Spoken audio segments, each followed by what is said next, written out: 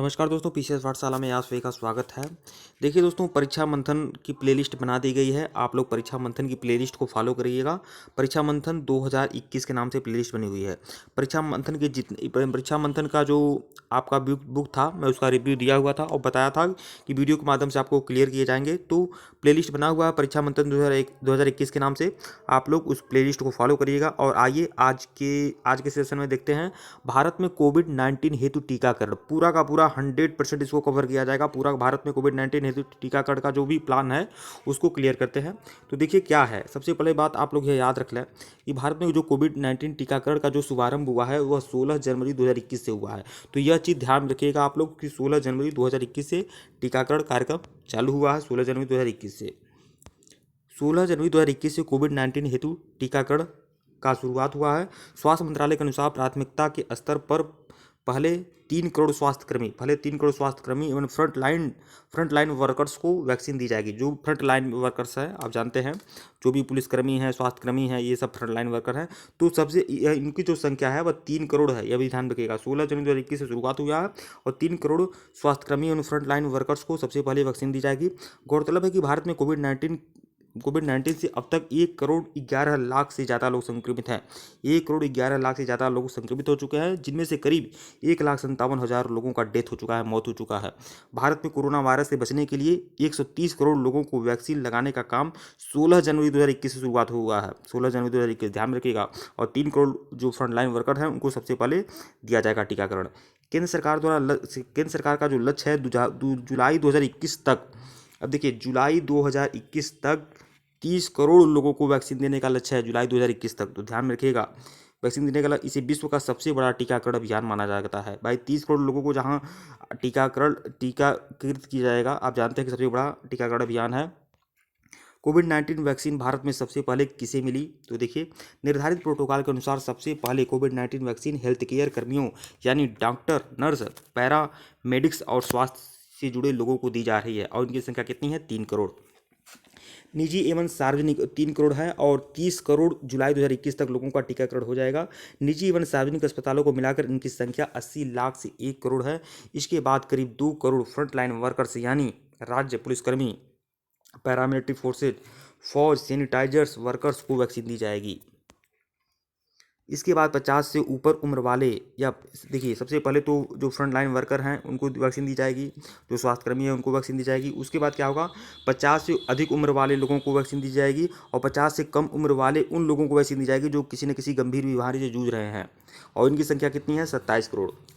तो यह उतना जरूरी नहीं है, लेकिन यह ध्यान रखिएगा आप तक 16 जनवरी 2021 से यह टीकाकरण अभियान शुरू हुआ है और 3 करोड़ लोगों को पहले वैक्सीन दी जाएगी और जुलाई 2021 तक 30 करोड़ लोगों को वैक्सीन दी जाएगी। यह चीज़ ध्यान रखिएगा। 50 साल से कम उम्र के वो लोग भी टीकाकरण अभियान में शामिल होंगे जिनमें कोरोना के लक्षण हों। गौरतलब है कि जिन क्षेत्रों में कोविड-19 संक्रमण अधिक है उन्हें प्राथमिकता दी जाएगी। जहाँ कोरोना का संक्रमण ज़्यादा है वहाँ सबसे पहले वैक्सीन देने की आवश्यकता है। भारत में कोविड-19 हेतु स्वीकृत टीके। तो भारत में drug controller general of India ने कोविड-19 के इलाज के लिए 2 वैक्सीन की आपातकालीन इस्तेमाल की अनुमति दी है। 2 वैक्सीन बने हुए हैं, आप ध्यान रखिएगा।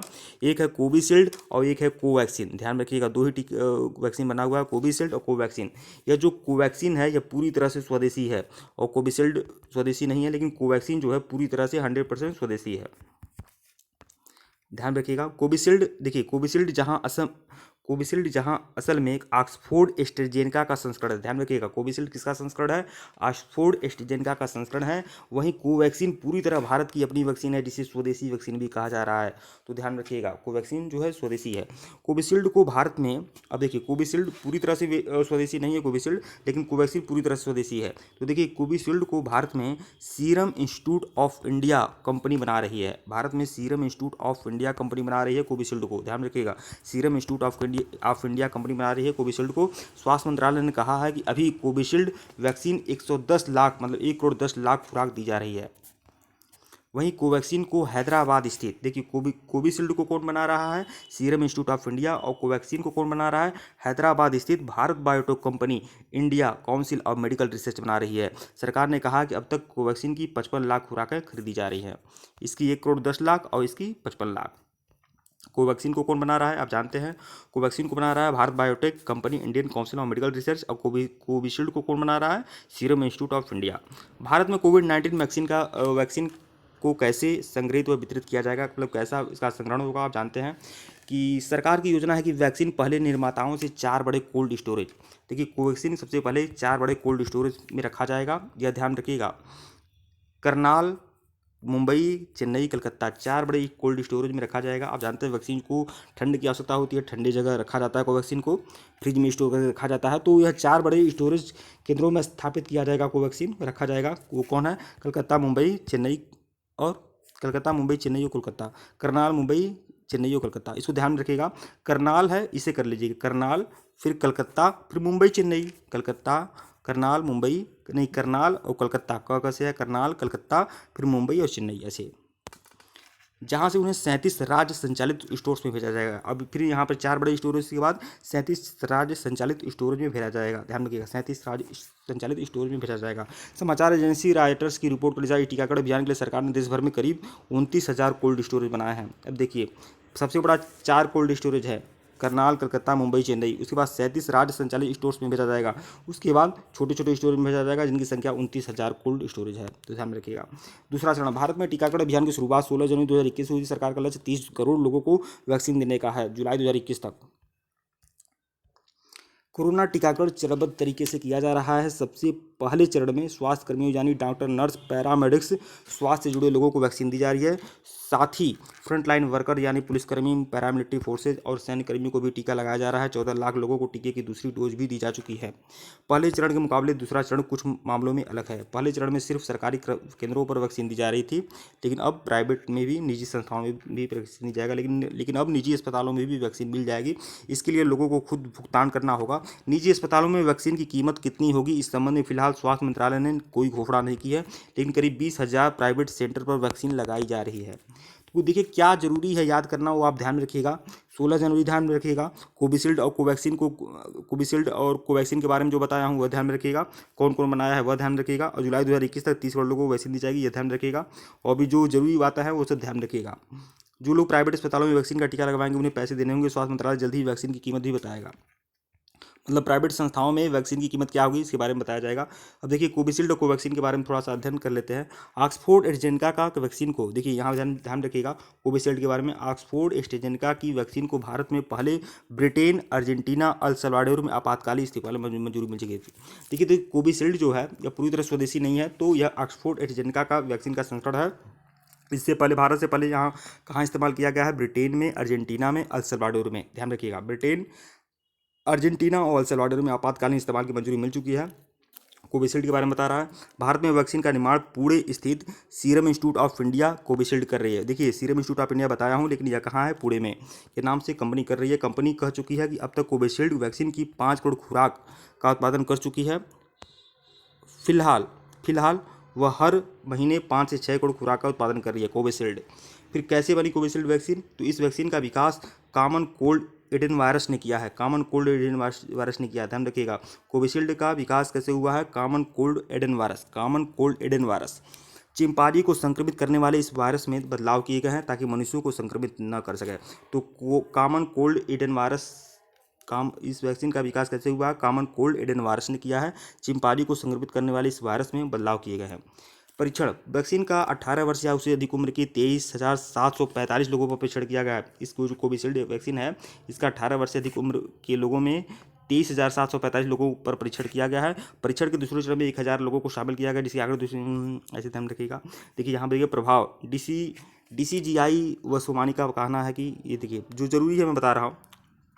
अब यहाँ पर देखिए कोवैक्सीन के बारे में, कोवैक्सीन का निर्माण कैसे हुआ है, तो भारतीय चिकित्सा परिषद और हैदराबाद स्थित भारत बायोटेक ने संयुक्त रूप से किया है कोवैक्सीन का इस्तेमाल। कैसे बनी है यह कोवैक्सीन, कैसे बनी है, तो इसके निर्माण में मृत कोरोना वायरस का इस्तेमाल किया गया है। देखिए कोवैक्सीन को बनाने में मृत कोरोना वायरस का इस्तेमाल किया गया है कोवैक्सीन बनाने में। जबकि कोविशील्ड को कैसे बनाया गया है आपको बताया हूँ, कोविशील्ड के बनाने की प्रक्रिया बताया हूँ आपको। यहाँ पर इसका जो परीक्षण किया गया है कॉमन कोल्ड एडेनोवायरस से किया गया है।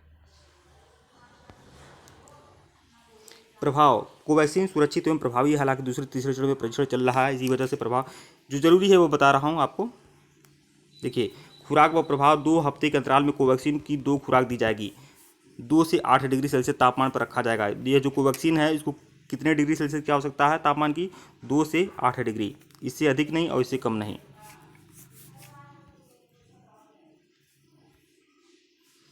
कैसे लगेगी टीका? स्वास्थ्यकर्मियों फ्रंटलाइन वर्कर्स के पहले चरण में लगाने की प्रक्रिया अलग थी। अब टीका लगवाने के लिए कोविन ऐप रजिस्टर करना होगा। देखिए टीकाकरण करने के लिए अब कोविन ऐप रजिस्टर करना होगा। कोविन ऐप, यह ध्यान रखिएगा, इंपॉर्टेंट है। ये किस एप्लीकेशन के माध्यम से रजिस्टर होगा? कोविन ऐप के माध्यम से आप रजिस्टर करेंगे। फिर उसके बाद जैसी जानकारी मिलेगी आप टीकाकरण कर सकते हैं। तो यह आप लोग देख सकते हैं, कोविन ऐप के माध्यम से रजिस्टर करना है। और आगे देखते हैं क्या है।